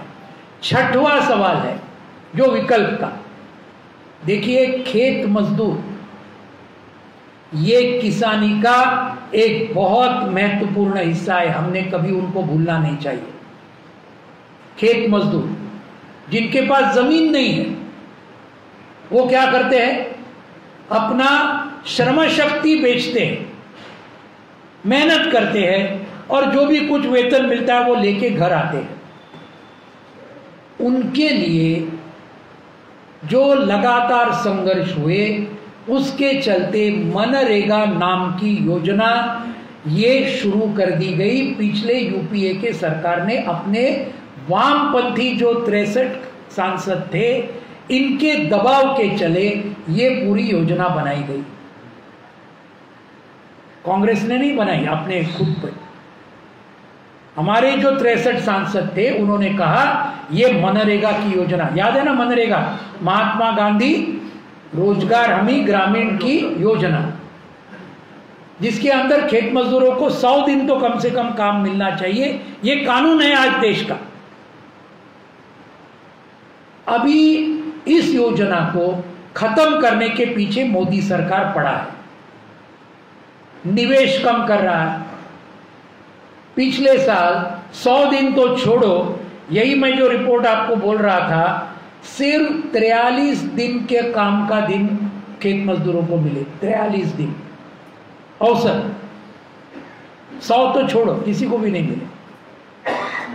तो ये खेत मजदूरों के लिए जो योजना है वो पूरी तरीके से और बढ़ाना चाहिए। हमने मांग की है 100 दिन नहीं, कम से कम 200 दिन का काम दो। आज जितना वेतन उनको मिलता है उसका दुगुना वो वेतन उनको दो, तो ही वो जी पाएंगे ना। क्योंकि किसानों के साथ खेत मजदूरों को भी जीने का अधिकार है। उनके पास तो जमीन भी नहीं है, यानी दूसरा कोई चारा ही नहीं है उनके पास अपना श्रम बेचने के सिवा। तो ये मनरेगा को मजबूती के साथ आगे लेके जाना चाहिए, उसके अंदर तब्दीली करके। और हमने आगे बोला है यही मनरेगा की योजना शहरी इलाके में भी शुरू करनी चाहिए, क्योंकि शहरी इलाके में भी बेरोजगारी है या नहीं है। हाँ, तो ये सब बातें ये हमको करना चाहिए।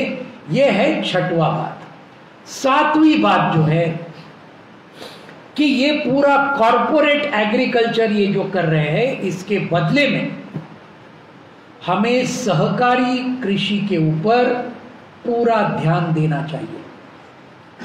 कोऑपरेटिव जो बोलते हैं, कोऑपरेटिव एग्रीकल्चर, यानी सहकारी तत्व के ऊपर कुछ किसान साथ में आए, उन्होंने कुछ उसके अंदर खेती होगा, कुछ एग्री बिजनेस होगा। ये सब कोऑपरेटिव तरीके से अगर किया तो उसके अंदर बहुत अच्छे परिणाम हमने देखे हैं हमारे देश में ही।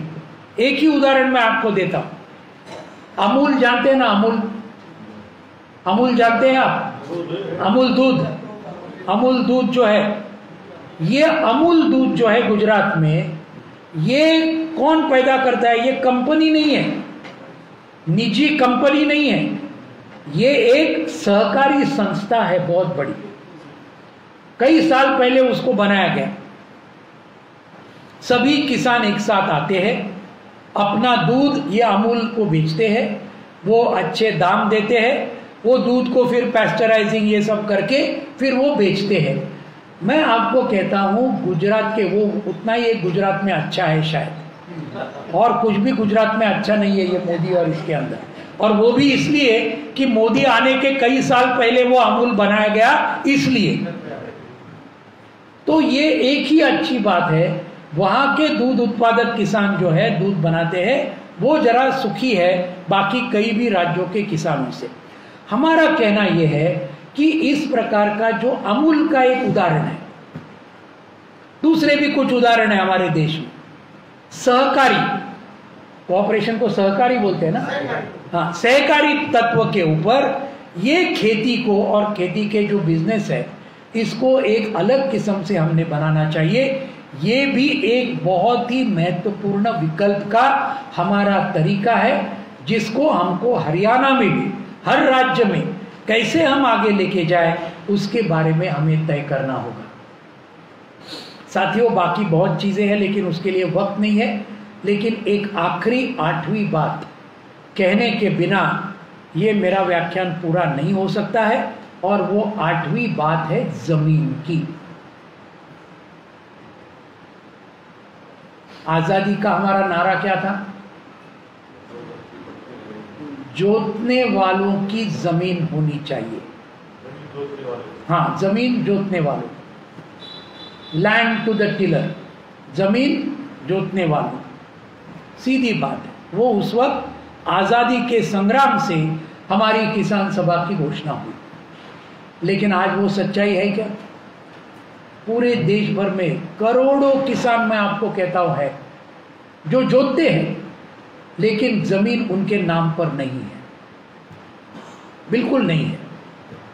आज भी अलग अलग राज्यों में बड़े बड़े जमींदार हैं जिनके पास 500 एकड़, 1000 एकड़ ये जमीन आज भी बड़े बड़े जमींदारों के हाथ में है। जोतता कौन है? किसान, लेकिन नाम पर उसके नहीं है। वो जाता है उधर जोतता है, वो बहुत हो गया तो टेनेंट होता है, लेकिन उसको और कोई अधिकार नहीं रहते।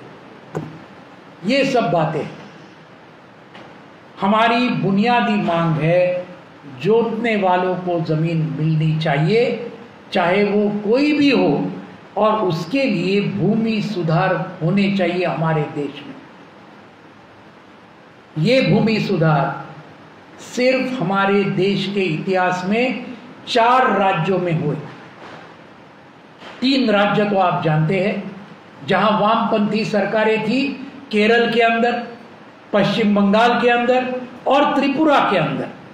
जब वामपंथी सरकारें आई तभी उन्होंने जो खेतीहार मजदूर थे उनको लाखों एकड़ जमीन उसके टुकड़े बनाकर उनको मुफ्त में दे दी, ये तीनों राज्यों। और एक राज्य है जिसने इसके पहले किया, और वो भी आपको जानकारी होनी चाहिए, वो है जम्मू और कश्मीर। शेख अब्दुल्ला जब थे तब उन्होंने कश्मीर में ये जमीन का बंटवारा किया। पूरे गरीब जो हमारे किसान वहां के थे उनको भी उन्होंने किया, कुछ हद तक वहां भी हुआ। लेकिन बाकी देश में ये जमीन का बंटवारा नहीं हुआ, और इसके चलते आज हमारे ग्रामीण इलाके की गरीबी, ग्रामीण इलाके की बेरोजगारी बढ़ने का सबसे बुनियादी कारण यह है कि भूमि सुधार हमारे देश में न पहले कांग्रेसी सरकारों ने किया, और आज भाजपा सरकार उल्टा पूरा ये कर रही है। आज जोतने वालों को जमीन नहीं, कॉरपोरेट को जमीन, ये उनका नया नारा है। ये हमने ठीक तरीके से समझना चाहिए। इसके खिलाफ भी लड़ना ये हमारा सबसे महत्वपूर्ण काम होगा, क्योंकि जमीन का बंटवारा जब तक नहीं होता है तब तक गरीबी हटेगी नहीं, बेरोजगारी हटेगी नहीं, और हमारे देश के अंदर एक नए किस्म का हमारे उद्योग भी फूले फलेंगे नहीं। क्योंकि जिसको हम कहते हैं खरीद शक्ति जो है ग्रामीण इलाके के लोगों के हाथ में जब तक नहीं आएगी तब तक शहरों के उद्योग भी आगे बढ़ नहीं पाएंगे। ये सब बातें हमको ध्यान में रखते हुए ये आखिरी मुद्दे के ऊपर भी हमें उसको नज़रअंदाज बिल्कुल नहीं करना चाहिए। ये मैं विकल्प के 8 मुद्दे आप सभी के सामने रखे, और भी कुछ है लेकिन वो सब डिटेल के बात है, लेकिन ये मुख्य तौर पर ये बातें मैंने आपके सामने रखी। साथियों, आज शहीद जसबीर सिंह का जो शहादत का 35वां जो साल है, जसबीर सिंह ने, प्रभात जी ने, कैप्टन लक्ष्मी सहगल ने अपने पूरे जिंदगी में एक नए किस्म का समाज, उसका सपना देखा, एक नए देश का सपना उन्होंने देखा। और इस देश का ये सपना जो उनका था, उसको एक्चुअली सच्चाई में लाना, ये हमारे सबका फर्ज है, हमारे सबका कर्तव्य है। और वो अगर कर्तव्य को और फर्ज को हमें पूरा करना है तो आज जारी जो किसान आंदोलन है और ज़्यादा बड़े पैमाने पर उसको ताकत देनी होगी। जो आगे आने वाले जो उनके कॉल्स होंगे संयुक्त किसान मोर्चा के, पूरे ताकत के साथ हमें हरियाणा के अंदर उनको लागू करने पड़ेंगे। आप सब जानते हो, कुछ त्याग करने के बिना कुछ नहीं मिलता। ये आज़ादी मिली थी क्या त्याग के बिना? शहीद भगत सिंह, राजगुरु, सुखदेव, चंद्रशेखर आज़ाद, अशफाकुल्लाह खान, राम प्रसाद बिस्मिल, ठाकुर रोशन सिंह और ये बाकी जतीन दास जैसे लोगों ने, सब नौजवान थे, उन्होंने अपने प्राण दिए। हरियाणा में ऐसे कई हमारे साथी थे उस वक्त के जिन्होंने अपनी शहादत दी। पंजाब में कई साथियों ने अपनी शहादत दी, पूरे देश भर ने दी। त्याग के बिना कुछ नहीं मिलता। हमारी आज़ादी भी नहीं मिली और ये किसान आंदोलन का जो जीत होना है वो भी त्याग के बिना ये जीत नहीं होगा। ऑलरेडी 11 महीने तक हजारों किसानों ने त्याग किया है, हमें उसको ज्यादा बढ़ाना पड़ेगा अपनी मेहनत से, अपने योगदान से। और इसका आखिरी मेन पॉइंट है कि इसके अंदर ये नीति लादने वाले अंबानी, अदानी और कॉरपोरेट के दलाल मोदी और शाह, बीजेपी और आरएसएस, इनको किसी भी हालत में इनको हराना ही होगा। हरियाणा में हराना होगा, पूरे देश भर में हराना होगा। और ये खट्टर और ये चौताला जो इतना बड़ा आंदोलन को कुचलने का हर जगह में प्रयास कर रहे हैं, इस खट्टर को और चौताला के सरकार को हमें गिराना ही होगा। अलग मुझे लगता है कुछ चुनाव आ रहे हैं, हाँ बाई इलेक्शन कुछ आ रहे हैं, वहां पर भी हमारे सभी साथियों ने जाकर गांव गांव में, घर घर में जाकर किसी भी हालत में बीजेपी जेजेपी को हराओ और विकल्प को जिताओ। इस मुताबिक हरियाणा में और पूरे देश भर में ये बीजेपी आरएसएस को हराने के बिना अपना मकसद पूरा नहीं होगा। ये ध्यान में रखते हुए आप लोग सब वो काम पे लगेंगे, इतना ही आप सभी को आह्वान करते हुए।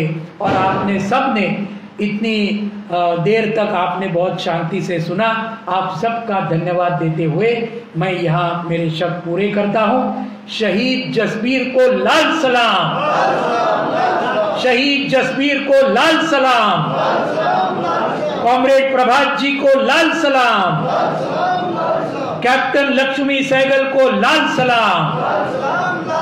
इनकिलाब जिंदाबाद, इनकिलाब जिंदाबाद।